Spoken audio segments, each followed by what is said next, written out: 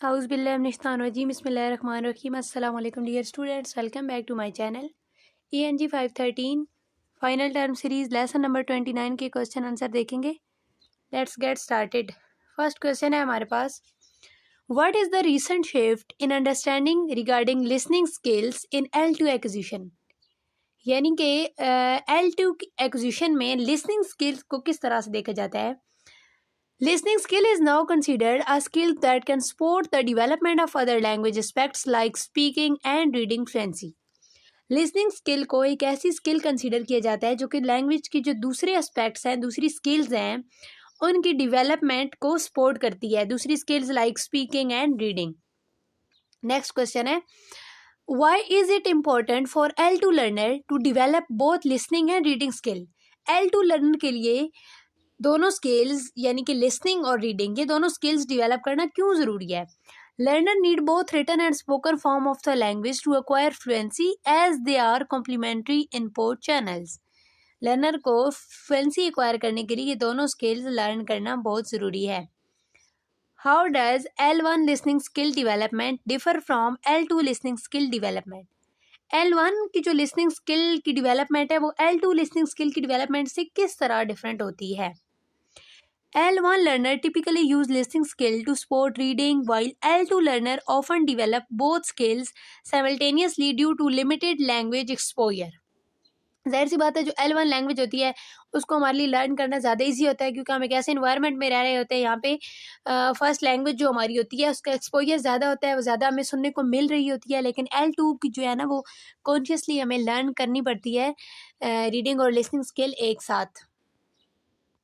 Why are some key features of spoken language that pose challenges for L2 listeners?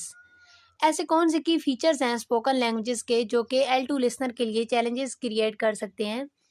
Spoken language is fleeting, varies by speaker, may contain unclear pronunciation, incomplete sentences, deficiencies and informal language.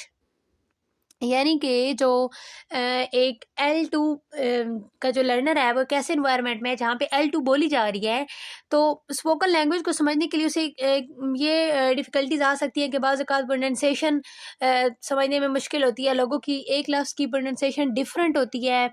इसके अलावा incomplete sentences बाज़ औक़ात क्योंकि उनकी तो first language होती है ना, तो वो या जिनको ये लैंग्वेज आती होती है जो इसमें एक्सपर्ट होते हैं वो तो हाफ बात भी करके और मीनिंग समझा देते हैं एक दूसरे को. लेकिन जो उसको लैंग्वेज को L2 के तौर पे लर्न कर रहा होता है, एक्वायर कर रहा होता है, उसके लिए समझना मुश्किल हो जाता है. और इनफॉर्मल लैंग्वेज का जो यूज़ होता है क्योंकि हमें बुक्स में और जो हम सीख रहे होते हैं लैंग्वेज जो हमें इनपुट दी जा रही होती है वो तो फॉर्मल लैंग्वेज में होती है, तो इनफॉर्मल लैंग्वेज जो यूज़ की जा रही होती है उसको फिर अंडरस्टैंड करना L2 लर्नर के लिए डिफ़िकल्टीज क्रिएट करता है. नेक्स्ट क्वेश्चन है, how can classroom activities address the challenges of fast speech rates in L2 listening. Teachers can adjust the speech rate of listening material or use software to allow learner to adjust the speed themselves. तो इसके दो तरीके हैं, या तो teacher जो है speech rate adjust कर सकते हैं या फिर वो सॉफ्टवेयर यूज़ करते हैं इस पर्पज़ के लिए. What are the two main categories of factors affecting L2 listening comprehension? कौन से फैक्टर्स हैं जो कि L2 listening comprehension को इफेक्ट करते हैं. इंटरनल फैक्टर्स हैं जी और एक्सटर्नल फैक्टर है. इंटरनल फैक्टर्स में हमारे पास आ जाते हैं लिसनर से रिलेटेड होते हैं, और जो एक्सटर्नल फैक्टर हैं ये इन्वायरमेंट से रिलेटेड होते हैं. ये नाम से ज़ाहिर है इंटरनल और एक्सटर्नल. नेक्स्ट है हमारे पास, how can limited opportunities for exposure to spoken language hinder L2 listening development. जो कि लिमिटेड अपॉर्चुनिटीज़ होती हैं, हमारे पास एक्सपोजर नहीं होता L2 स्पोकन को लर्न करने के लिए, तो ये किस तरह से लिसनिंग डेवलपमेंट में बैरियर क्रिएट करता है.